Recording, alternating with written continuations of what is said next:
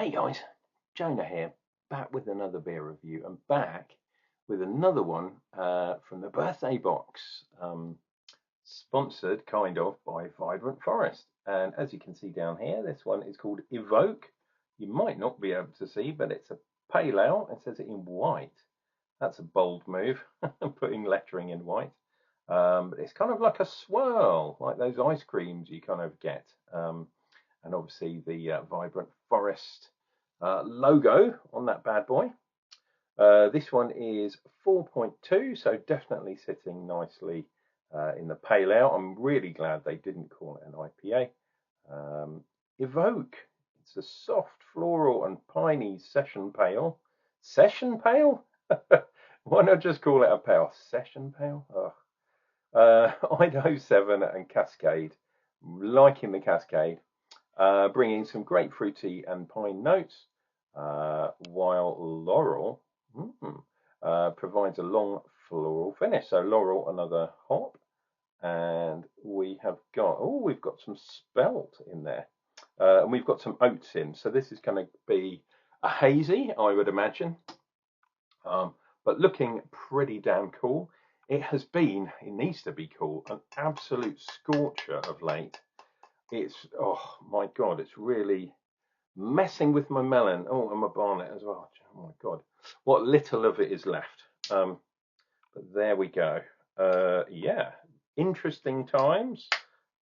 Getting into my new work. And I'm doing overtime as well this weekend. So yeah, I'll be back at it. But apparently it's not so hot tomorrow, so we shall see. Unfortunately, a slightly kind of dirty glass, but that's just the water that we have around here. So please don't worry about that too much. It's not going to affect much of this beer, I hope. Boom. Okay, not as cloudy as I thought it was going to be. Well, not as hazy, I should say. Right.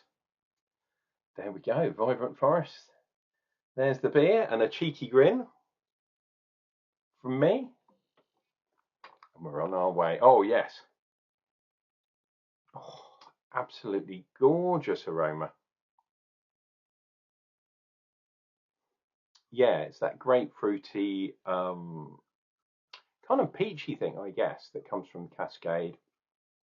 A little bit of the dank kind of pine stroke, whatever, from the Idaho 7. The Laurel, apparently it's meant to be a floral kind of thing, but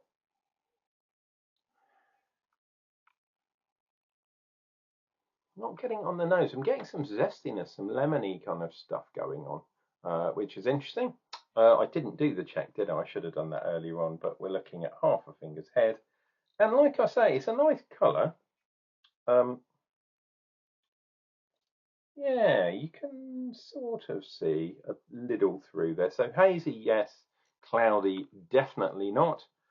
And I'd done some research. I was chatting to Mike down at the pub yesterday, actually, over some beers and some ciders as well, including an 11% ridiculous cider, which I thought I might not have had. But it turns out I've had it 4 or 5 times. So I was like, oh, okay. And I mixed it. This made him laugh.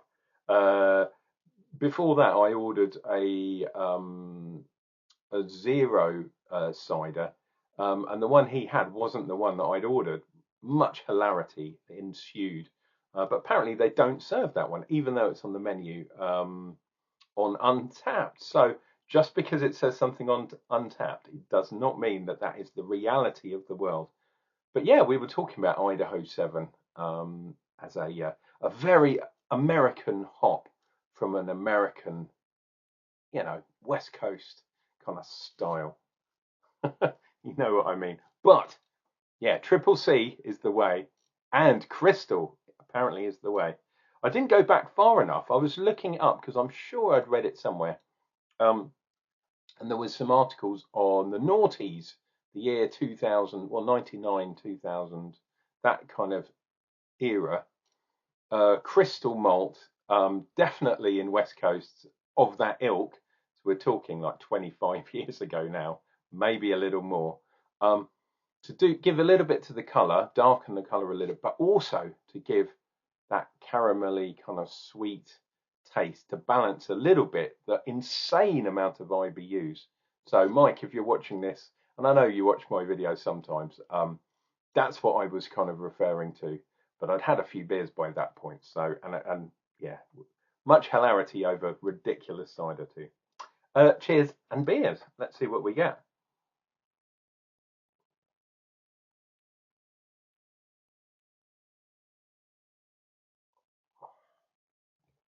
Interestingly, it didn't say, yeah, what the yeast was. Okay, nice. The oats have kind of creamed out everything, so there's not a huge amount of hop bitterness, especially in here. But unfortunately, it's kind of molded some of the flavors from the hops together a little bit. So difficult for me to pick apart a wooga from just one sip. However, the grain, there's that spelt in there, and spelt is a little bit. It gives a little bit of that spiciness, that cracker kind of thing. Rye perhaps, if you get one of those gnarly rye it isn't rye though. It is slightly different, but it's along that kind of line. So you've got a creamy, kind of medium sweet beer. It's definitely not a tart, real heavy IBU beer. Definitely modern. This is not a West Coast style beer at all. But yeah, creaminess and everything kind of molding together. A little bit too much for my liking. That kind of lemon citrus was in there. There was a little bit of kind of pininess, but because of the oats,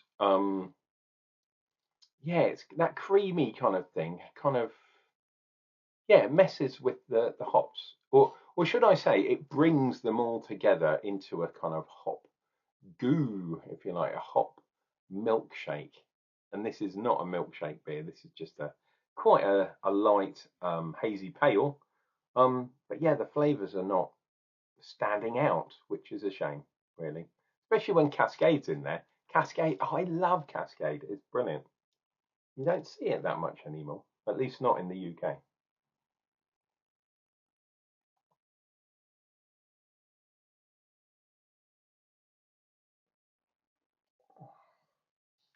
Oh,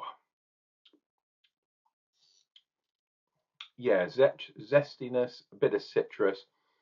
Yeah, I like the way they're talking about grapefruity and kind of citrus floral things. There's the green again, the verdanty type stuff from the Idaho 7. It is going on, but I read what the hops were, so I kind of know roughly what they're supposed to be like. If I was tasting this and I hadn't, or I didn't, if I did a blind tasting, if I didn't know what the hops or the malts or whatever were, um, yeah, I might be tempted to say Citra in there, but no, it's Cascade and Idaho 7. Um, and the Laurel, not sure about that. I keep thinking the Lorax, you know, that weird fuzzy creature from when you were a kid. Um, no, Laurel. Yeah, I think I've had it before, but I don't think it's. Is it a noble? Maybe it's a noble hop or something like that. But yeah, it's meant to give a floral kind of character and all a bit lost. Hmm. Yep, don't know. Quite nice, easy drinking for a Friday evening. You finished your hard work for the week and you want to have something mellow. Personally, I prefer the slightly stronger beers. I always have, to be honest. 5 or 6 is good for me. But then it wouldn't be a pale ale, really. It would be an IPA, wouldn't it? Or they would say it would be. Some companies think their IPAs can be under 5%, perhaps, but no, not for me. I'd say it's got to be over 5, probably over 5.5, to be perfectly honest. If it's an American beer, it's got to be at 6 That's the limit for me. But for a pale ale, not too bad. In the middle ground. Oh, I think it was gluten free as well. Did I read that? Yeah, there we go. Gluten free. Which is probably why there's no wheat in that bad boy. I'm assuming there's some sort of barley in there. There must be. The wheat, isn't it, that has the gluten in, I think. That's why they've put spelt in it. Yeah, there you go. Malted barley, spelt, and oats. Yeah, nice. However, if I was a celiac, would I be drinking beer? No, I'd probably stick to cider, to be honest.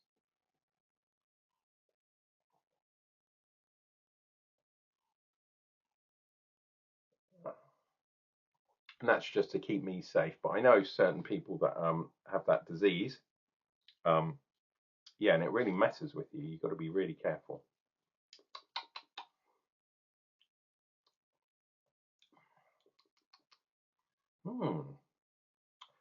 Yeah, so I'm getting towards the bottom. I mean, there's a little bit left in there. That's why it's going to be my last sip. Yeah, look at that. The lacing's not really there. I mean, there's a tide line there, and there's one there. But where's the top one? Is that it? That little spot, and it's just shifted. Or did I swell the glass? I didn't.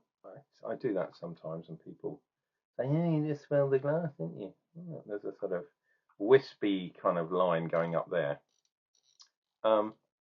Could be the glass is dirty, but then if it was that dirt, the hops, the head would kind of stick to the dirt on the glass. So I know people use salt.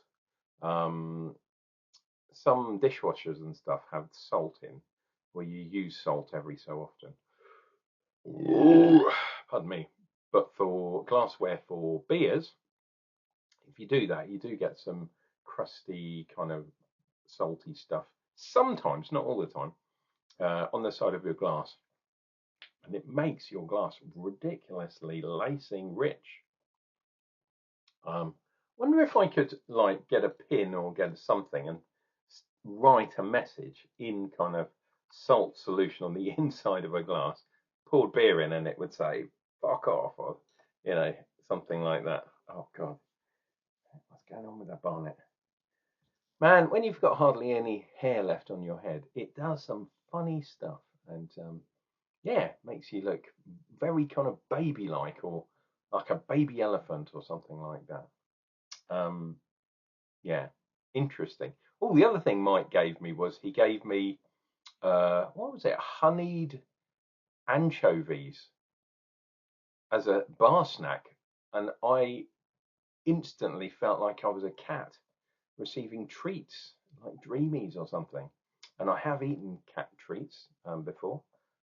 They're much preferential to dog treats, which are really crunchy and I don't really like them. But cat treats, yum yum. Right, I better finish this off and you guys can go on your way.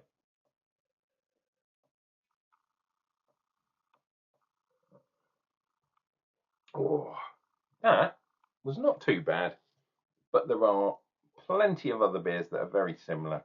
The only thing about this one, I guess, is that it's got Cascade in it and it's a gluten-free beer. So, if you're into that kind of stuff, why not give it a shout?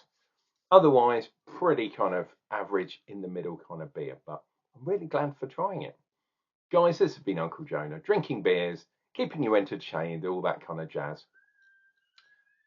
Oh, and there's some children shouting outside. I wonder what that's all about. Like I say, this has been Unclejona. Take care of yourselves, take care of each other, and I'll be back, so long as I don't get distracted by some children again. I'll be back with a beer review, and that'll be coming up real soon.